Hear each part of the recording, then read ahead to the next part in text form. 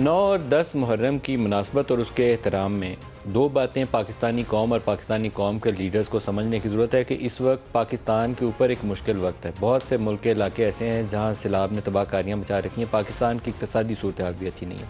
तो अल्लाह पाक का तो हुक्म है कुरान पाक में कि अल्लाह की ज़मीन पर फसाद मत फैलाओ।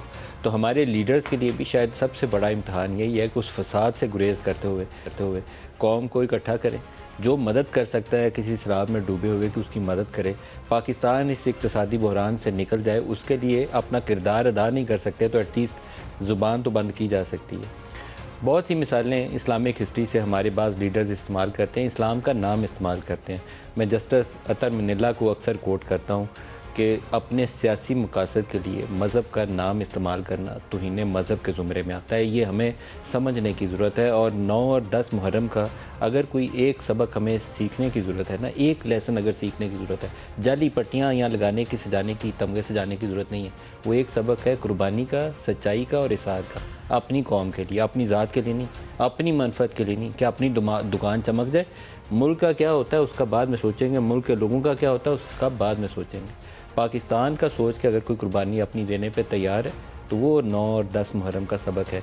मुझे अपने लीडर्स में वो सबक नज़र आता। इस्लाम का नाम लेकर अपनी सियासी दुकान चमकाने की कोशिश करते हैं।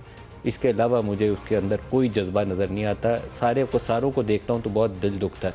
जब आधा पाकिस्तान आपको सैलाबों में डूबा हुआ नज़र आए, मुल्क के हालात ख़राब नज़र आए, आपकी इक़्तिसादी मुश्किलात हों कि वो आपको परेशान करे, रातों को सोने ना दें, तो आपको तो फ़िक्र ये होनी चाहिए कि कल पाकिस्तान का जो सूरज तुलू होगा उसमें बेहतरी के लिए मेरा हिस्सा क्या होगा, मैं इसमें कैसे कंट्रीब्यूट कर सकता हूँ।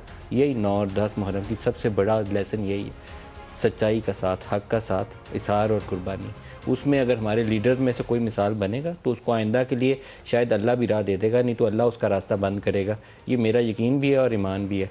हमेशा आप झूठ का सहारा लेकर कौम को बेवकूफ़ नहीं बना सकते। ऊपर बैठा हुआ कर एक इंसाफ का निज़ाम है उसका, वो इंसाफ का निज़ाम काम आता है।